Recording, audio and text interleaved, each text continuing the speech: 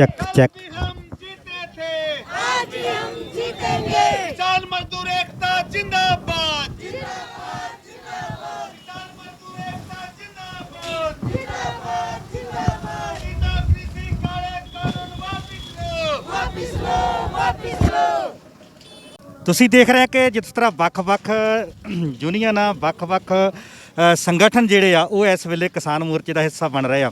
ਅਸੀਂ ਤੁਹਾਨੂੰ ਪਹਿਲਾਂ ਵੀ ਦਿਖਾ ਚੁੱਕੇ ਕਿ ਜਦੋਂ ਪੰਜਾਬ ਤੋਂ ਟੀਚਰ ਯੂਨੀਅਨ ਇਸ ਮੋਰਚੇ ਦਾ ਹਿੱਸਾ ਬਣੀ ਆ, ਕਿਉਂਕਿ ਉਹ ਸੋਚਦੇ ਕਿ ਕਿਸਾਨਾਂ ਦਾ ਇਸ ਵੇਲੇ ਕਟਾਈ ਦਾ ਮੌਸਮ ਆ ਤੇ ਇੱਥੇ ਰਸ਼ ਨਾ ਘਟ ਸਕੇ। ਸਾਡੇ ਕੋਲ ਕੁਝ ਹੋਰ ਵੀ ਸੀਟੂ ਯੂਨੀਅਨ ਦੇ ਉਹ ਵੀ ਪਹੁੰਚ ਚੁੱਕੀਆਂ ਟੀਮਾਂ, ਤੋਂ ਉਹਨਾਂ ਨਾਲ ਕਰਦੇ ਗੱਲਬਾਤ। भैया आप कहाँ से आए हो? हम यहाँ 2-3 जिलों से वर्कर्स यहाँ पर इकट्ठे होकर आए हैं। नहीं, हरियाणा से यूपी? हरियाणा से ही हैं, हरियाणा के कई जिलों से यहाँ इकट्ठे होकर आए हैं। और जो संयुक्त किसान मोर्चे ने आह्वान किया है कि 24 से 31 तारीख के बीच में जनता के अलग अलग हिस्सों को आमंत्रित करेंगे, तो हम उस आह्वान को पूरा करते हुए केवल यहाँ नहीं, आज ही टिकरी बॉर्डर पर भी और आज पलवल बॉर्डर पर भी, साझा बॉर्डर पर भी हमारे CITU के जो मजदूर संगठन है उसके कार्यकर्ता बड़ी संख्या में अलग अलग जगह पर वो गए हुए हैं। और हम ये कहना चाहते हैं कि ये मोदी सरकार ये समझती है कि वो ये किसानों का, क्योंकि ये फसल का टाइम है, किसान कम है, तो वो एक तरीके से तानाशाही करते हुए इन मोर्चों को उखाड़ने की शायद उसके दिमाग में है। तो हम ये बताने आए हैं कि अगर वो ये समझते हैं कि किसान अकेले हैं, ऐसी बात नहीं है। हिंदुस्तान का मजदूर वो भी किसान के साथ खड़ा है। और इस मौके पर जब किसान जो अपनी फसलों के अंदर लगे हुए हैं, तो मजदूर भी अलग अलग जगह पर, अलग अलग मोर्चों पर अपनी हिस्सेदारी के लिए, अपना समर्थन देने के लिए इन मोर्चों पर पहुंच रहे हैं। और आज हमारा ये जत्था जो है वो यहाँ हरियाणा के कई जगह से इकट्ठा होकर हम यहाँ पर पहुंचे हैं। मैम, जब महिलाएं आंदोलन का साथ देती हों तो ऐसे लगता है कि आंदोलन कभी भी फीका नहीं पड़ेगा, कमज़ोर नहीं पड़ेगा। आप इस बात को कैसे? ये बात सच है कि आज तक जब तक कोई भी इंसान लड़ा है, उसके लिए सबसे पहले महिलाएं साथ देती है, तो वो जीत के ही आगे बढ़ता है और जीत के ही लिए लड़ते हैं और जीत ही हासिल करके रहेंगे। हमें देखते हैं कि जैसे हरियाणा का भाईचारा है, जहाँ हरियाणा की परंपरा है, महिलाएं बहुत कम निकलती हैं, लेकिन ये किसान आंदोलन है जब से शुरू है, हरियाणा की महिलाओं ने बहुत बड़ा योगदान दिया। हाँ जी, ये सच है कि महिलाएं कम निकलती थी पहले, लेकिन अब ऐसा नहीं है। सभी महिलाएं पढ़ी लिखी हैं और बुजुर्ग भी कोई एक आध होती थी कि नहीं निकलने देती थी। लेकिन जब से किसान आंदोलन लड़ा है, सड़कों पर आया है, बच्चे और छोटे महिलाएं हर लड़की तक की लड़ने के लिए आगे बढ़ी है और आगे भी हम जीत के ही हासिल प्राप्त करेंगे। मैम, 26 जनवरी के बाद लग रहा था कि आंदोलन थोड़ा कमज़ोर हो रहा है, लेकिन हरियाणा की महिलाओं में ने ट्रालियाँ भर भर के जहाँ पर 15-20 दिन लगातार एक राउंड लगाते रहे। महिलाओं का योगदान कैसे देखते हो? देखिए, महिलाओं का किसी भी आंदोलन में विशेष योगदान होता है और महिलाएं शिक्षित हैं, पढ़ी लिखी हैं, अपने अधिकारों के प्रति जागरूक हैं।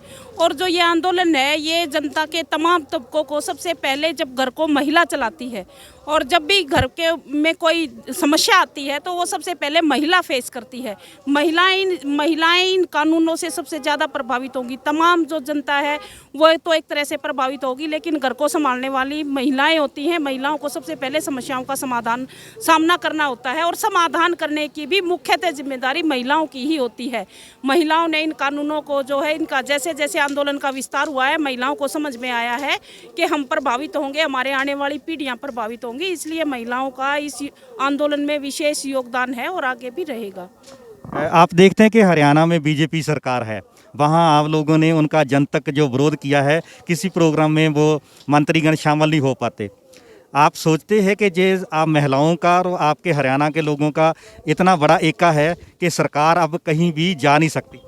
देखिए, इसमें महिलाओं का भी और हरियाणा की जनता ने विश्वास करके 2 बार, पहले तो बहुमत से बीजेपी की सरकार थी, दूसरी बार जो है जनता को लगा कि ये सरकार जो है ठीक नहीं कर रही है, इसलिए जो है 2 पार्टियों की सरकार बनी और लोगों को समझ में आ गया। ये कृषि कानूनों का जब विरोध शुरू हुआ, ये आंदोलन शुरू हुआ, तो लोगों को समझ में आ गया। विशेष तौर से जो गांव में अनपढ़ जो लोग हैं, कम पढ़े लिखे हैं, जो घरों में रहते थे, जैसे ही इन कानूनों का विरोध शुरू हुआ तो उनको समझ में आ गया कि ये हमारी खेती के ऊपर और हमारी ज़मीनों के ऊपर जो है हमला है। और इस हमले को समझ करके तमाम जनता ने आज दोनों पार्टियों का एक तरीके से हरियाणा में विरोध किया है और वो आगे भी ये विरोध बढ़ेगा।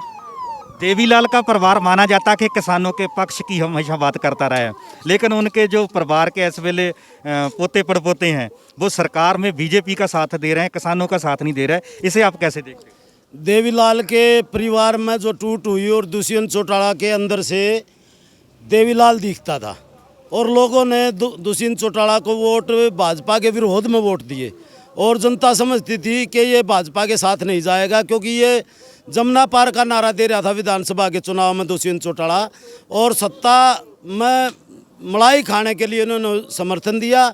और जब ये हमारा आंदोलन चला, उस आंदोलन में जो आज इनका पूरे हरियाणा में भाजपा जजपा का बढ़ना बंद है, बहिष्कार कर रखा है जनता ने, वो इसलिए कर रखा है कि दुष्यंत चौटाला देवीलाल के पद चिन्हों पर चल के इस सरकार से इस्तीफा ले। सरकार गिरेगी तो मोदी, हरियाणा की सरकार गिरती है तो मोदी सरकार को भी सोचने के लिए मजबूर होना पड़ेगा, इसलिए उनका गांव के अंदर बहिष्कार कर रखा है। हम ये कहना चाहते हैं कि ये जो कानून है इनका तीखा विरोध पूरे देश में हो रहा है। पहले कहते थे ये पंजाब का आंदोलन है, फिर हरियाणा पंजाब का, फिर यूपी का, अब तो ये पूरे देश में आंदोलन फैल गया, क्योंकि जो एमएसपी का मामला है पूरे देश में एमएसपी चाहिए।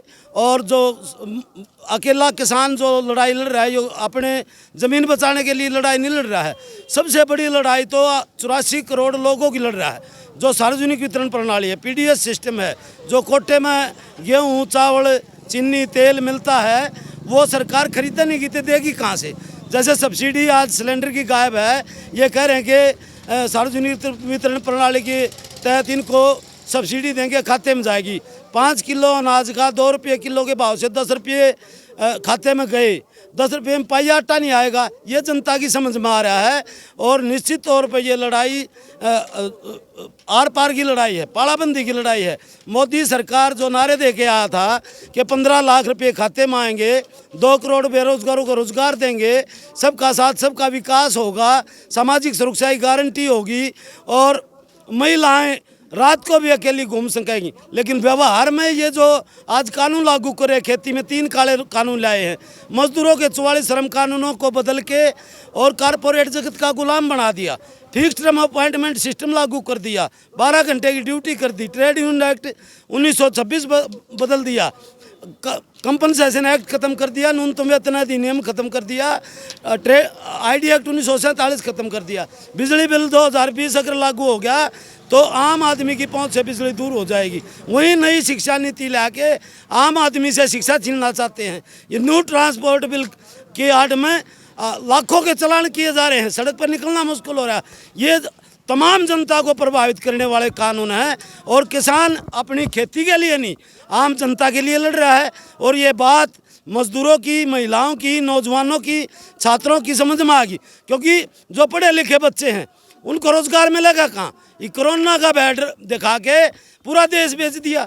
रेल, बेल, तेल, एयरलाइंस, गोदी, आयात के भंडार, आयात के कारखाने, कोयले की खदानें, चाय के बागान, आपका बैंक, बीमा, LIC, BSNL, MTNL, ट्रांसपोर्ट, बिजली, सारे महकमे बेच दिए और बेचने लग रहे हैं। पूरे देश को टोकरे में गाल के बेच रहा है। शहीद आजम भगत सिंह ने 8 अप्रैल 1929 को संसद में इन्हीं काले कानूनों के खिलाफ तो बम फोड़ा था कि बहरों को सुनाने के लिए धमाकों की ज़रूरत है, और वो अंग्रेज़ों की सरकार थी। आज हमारी वोट से बन के भाजपा की केंद्र सरकार वो अंग्रेज़ों वाले कानून संसद में पेश कर रही है। देश का किसान मजदूरी ने बर्दाश्त नहीं करेगा।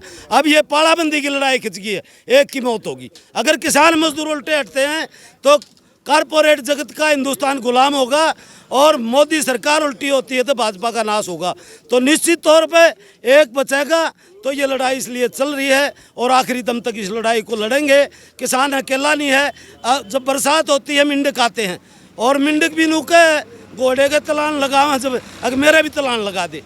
तो हरियाणा के मुख्यमंत्री ने भी ये काले कानूनों के खिलाफ जो आंदोलन है, अभी 18 मार्च को विधानसभा में कानून लाया है कि आंदोलन में होंगे, सलाह देंगे, प्रदर्शन में शामिल होंगे, और अगर कोई घटनाक्रम घटता है तो उनसे वसूली की जाएगी। हम ये कहना चाहते हैं, हरियाणा सरकार ने सड़कें खुदवाई हैं, पहले उससे वसूली हो तो ये आंदोलन आगे बढ़ेगा और हम इस लड़ाई को जरूर जीतेंगे, जरूर जीतेंगे। भैया आप ये बताइए, जो मुलाजम यूनियन, कर्म यूनियन कर्मचारी यूनियन जो साथ दे रही है आंदोलन का, आंदोलन को कितना मजबूत होगा, कितना बल मिलेगा? ये तो मतलब मजबूती की तरफ बढ़ रहा है। किसान मजदूर कर्मचारी ने समझ लिया है, अगर आज किसान की हालत ये है, आने वाले टाइम में मजदूर की हालत उससे भी बदतर होगी। और मजदूरों ने मतलब फैसला भी ले लिया है, किसान और मजदूर मिलके लड़ेंगे, मोदी सरकार ने वापसी हटना पड़ेगा, ये आंदोलन और ज़्यादा मजबूत होगा। Thank you. ਇਹ ਸਨ ਕਰਮਚਾਰੀ ਯੂਨੀਅਨ CTU ਜੋ ਹਰਿਆਣੇ ਤੋਂ ਆਏ ਨੇ ਔਰ ਵੱਖ-ਵੱਖ ਜ਼ਿਲ੍ਹਿਆਂ ਤੋਂ। ਖਾਸ ਕਰਕੇ ਇਹਨਾਂ 'ਚ ਦੇਖਣ ਵਾਲੀ ਗੱਲ ਹੈ ਕਿ ਮਹਿਲਾਵਾਂ ਨੇ ਬਹੁਤ ਵੱਡੇ ਪੱਧਰ ਤੇ ਇਹਨਾਂ ਦੇ ਨਾਲ ਸਾਥ ਦਿੱਤਾ ਤੇ ਅੰਦੋਲਨ ਇਸ ਵੇਲੇ ਮਜ਼ਬੂਤ ਹੁੰਦਾ ਜਾ ਰਿਹਾ। ਇਹਨਾਂ ਨੇ ਵੀ ਇਹੀ ਆਖਿਆ ਕਿ ਜਿਸ ਤਰ੍ਹਾਂ ਮੋਦੀ ਸਰਕਾਰ ਕਰੋਨਾ ਦਾ ਡਰ ਦੇਖ ਕੇ ਸਰਕਾਰੀ ਸਾਰੇ ਅਦਾਰੇ ਵੇਚਦੀ ਰਹੀ ਆ, ਇਸ ਅਦਾਰਿਆਂ ਦੇ ਵੇਚਣ ਦੇ ਨਾਲ ਇਹ ਭਾਰਤ ਦੀ, ਇਹ ਲੋਕਾਂ ਦੀ ਪ੍ਰਾਪਰਟੀ ਆ ਜਿਹੜੀ ਇਹ ਸਰਕਾਰ ਵੇਚ ਰਹੀ ਆ। ਕਦੀ ਵੀ ਇਸ ਸਰਕਾਰ ਨੂੰ ਕਾਮਯਾਬ ਹੋਣ ਨਹੀਂ ਦਿੱਤਾ ਜਾਊਗਾ। ਨਾਲ ਹੀ ਉਹਨੀ ਚੌਧਰੀ ਦੇਵੀ ਲਾਲ ਦੇ ਪਰਿਵਾਰ ਤੇ ਤੰਜ ਕੱਸਿਆ ਕਿ ਬੜੀ ਆਸ ਦੇ ਨਾਲ ਲੋਕਾਂ ਨੇ JJP ਨੂੰ ਵੋਟਾਂ ਪਾਈਆਂ ਸਨ, ਪਰ JJP ਨੇ BJP ਦਾ ਸਾਥ ਦੇ ਕੇ ਬਹੁਤ ਵੱਡਾ ਲੋਕਾਂ ਦੇ ਨਾਲ ਧੋਖਾ ਕੀਤਾ ਹੈ ਤੇ ਆਉਣ ਵਾਲੇ ਸਮੇਂ ਦੇ ਵਿੱਚ ਇਹ ਪਾਰਟੀਆਂ ਹਰਿਆਣਾ ਦੀ ਰਾਜਨੀਤੀ ਤੋਂ ਹਾਸ਼ੀਏ ਤੇ ਚਲੀ ਜਾਣਗੀਆਂ। ਤੁਸੀਂ ਦੇਖ ਰਹੇ ਆ ਪੰਜਾਬੀ ਨੈਸ਼ਨਲ TV। ਇਸੇ ਤਰ੍ਹਾਂ ਬਣੇ ਰਹੋ ਚੈਨਲ ਨਾਲ। ਮੈਨੂੰ ਗੁਰਨਾਮ ਸਿੰਘ ਬਿਲਗਾ ਨੂੰ ਦਿਓ ਇਜਾਜ਼ਤ। ਸਤਿ ਸ੍ਰੀ ਅਕਾਲ।